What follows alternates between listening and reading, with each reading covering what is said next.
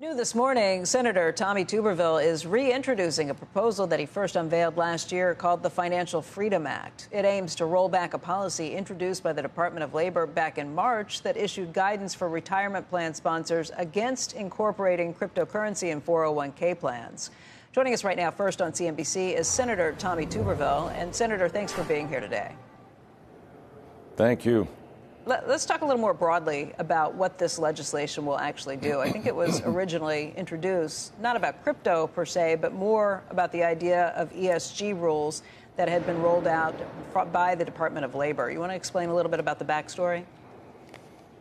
Yeah, well, it happened almost a year ago, coming up in March.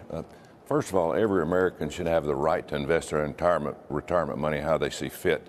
But last March, President Biden and the Department of Labor got involved in this. And for years, every American had the opportunity to go through what we call a brokerage window in their 401ks. The Department of Labor said, you know, we need to get involved in this. We don't like the looks of cryptocurrency.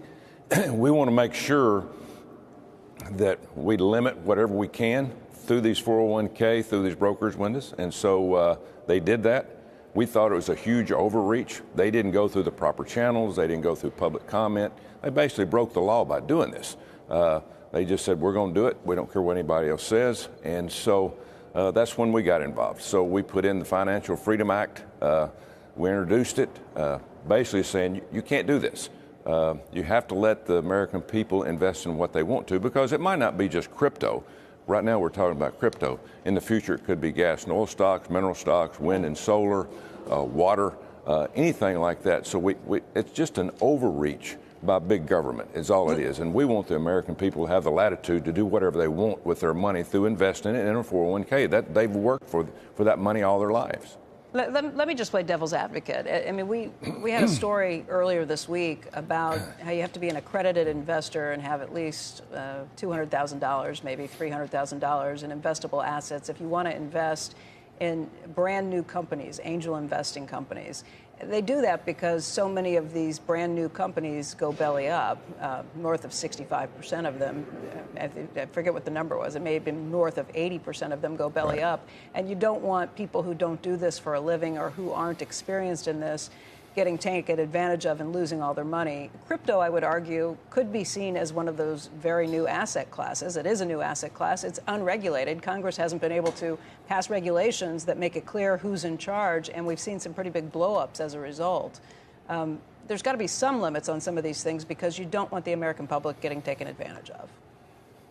Well, who's to say big government's better at choosing one stock over another or one commodity over another? No, I hear you. Yeah, and I understand your concerns before. about this being taken to things that people don't like gas and oil. I hear your concerns about that, but there are limits that do already exist about assets that we don't allow people to invest in regularly. So it's not the only thing that's out there. And I would say if Congress would actually get its act together and regulate the industry, you might feel better about having people going in, at least knowing the rules of the road. Yeah, this Financial Freedom Act, though, gives that one brokerage window. It's one area that the investor can say, listen, I think that this is going to be good. I've earned this money, and I think this company or this whatever they get invested in, crypto, is going to do well. And they want to invest a small part of their money. It's not all their money. It's just a small window in terms of their investment. Now, we go back to crypto.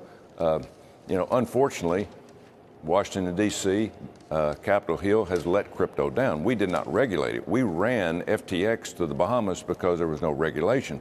If we would have kept them in the United States, we would have known what was going on with FTX. We have two bills, bipartisan bills, in the Senate as we speak, and probably we will be reintroduced in this Congress to regulate crypto. It will survive in some form or fashion. Digital assets will survive.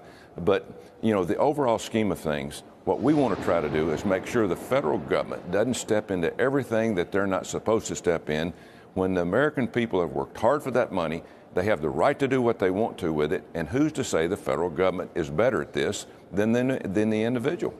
What kind of support do you have? I know that this is something that other senators, including Joe Manchin, have co-signed with you. What level of support do you have? Yeah. We've got very good support. It just never made it to the floor last year. The Democrats had so many things going on that there wasn't enough time in the day to get this on the floor. I think this year we got a good chance.